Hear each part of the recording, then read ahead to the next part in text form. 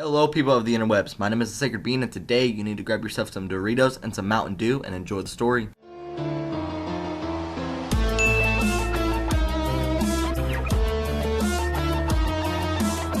Before we get into the story, I need to give some background information as to where all this stuff went down. Where I lived at the time, it was a road between two rivers. I'm going to put a picture of Google Maps on the screen just so you can get an understanding. Where I lived at the time, the terrain was super flat, and I mean very flat, like as flat as Taylor Swift's butt.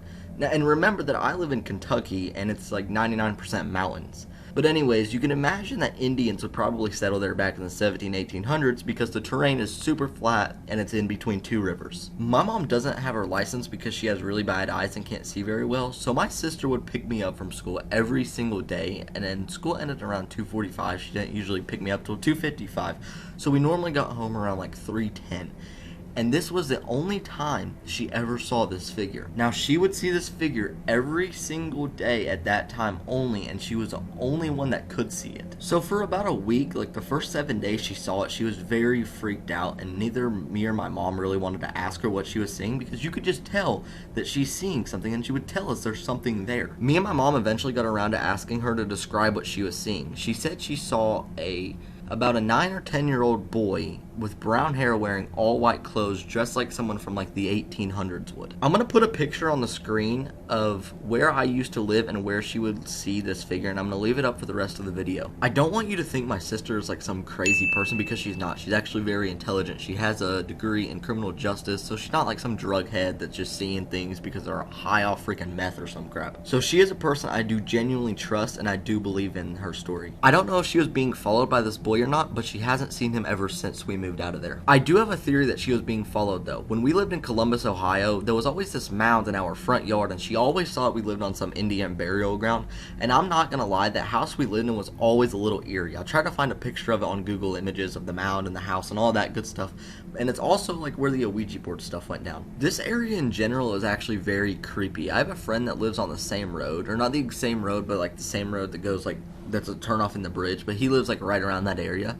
And right beside his house, there's a shed that he doesn't own, and there's always a light in that shed at night. Yeah, that could be explained by a lot of things, but he would go near that shed at night sometimes, and like the light would like go away or something. Like I went over to his house one night, and we went over to the shed, and the light just wasn't there anymore. But yeah, that's about it for the story. I just want to add on that after about like the first 7 days, she wasn't really freaked out anymore. She just kind of went on, just kind of ignored it after about a week. But anyways, she's gonna go back. She hasn't been back there ever since we moved away, and since we moved back, she's gonna go back there at the exact same time this weekend, and I'll update you guys if she sees it or not, or I don't know what's gonna happen. Cross your fingers that I'll be able to get a guest on next week, because I am completely out of stories. I didn't want to tell this story so soon. I wanted this to be like a backup plan if I didn't get a guest one week.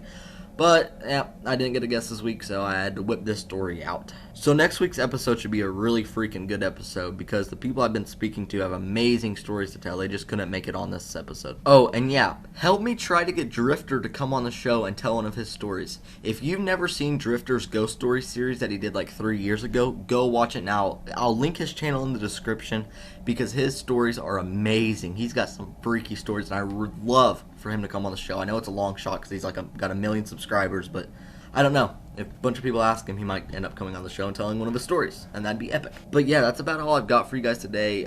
Comment something in the comments about what you thought about the story, some suggestions maybe, or like even like if you've got a story to tell, please leave a comment, because I need people to come tell stories still. As always, don't forget to like, comment, and subscribe. Being out. I see the girls walk by dressed in their summer clothes.